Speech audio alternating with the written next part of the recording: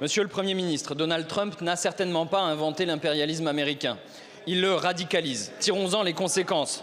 L'invasion de l'Irak, la vente d'Alstom, l'affaire des sous-marins à l'Australie, les livraisons d'armes à Israël en train de commettre un génocide. Voilà autant d'épisodes qui auraient dû vous éveiller.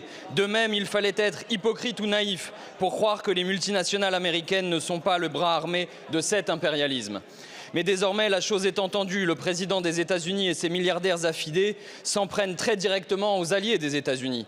Panama, Canada, Groenland, ils les menacent d'annexion. Ils ne s'embarrassent plus de persuader. Ils privilégient la coercition pour redessiner les cartes. Ils ne veulent pas de partenaires mais des vassaux. Make America Great Again ne se conçoit que dans la soumission et la prédation des ressources. Pas une tête ne doit dépasser au moment où se prépare une grande confrontation avec la Chine. Nous ne sommes pas de ces patriotes en peau de lapin qui béent d'admiration devant leur maître pourvu qu'ils les imaginent occidentaux. Nous voulons une France insoumise et je crois que dans le fond, vous pouvez être d'accord avec nous. Vous êtes gascon et revendiquez Henri IV. Eh bien, nous pensons que la France n'est vraiment conforme à elle-même que lorsqu'elle choisit la grandeur et qu'elle va empanacher d'indépendance et de franchise.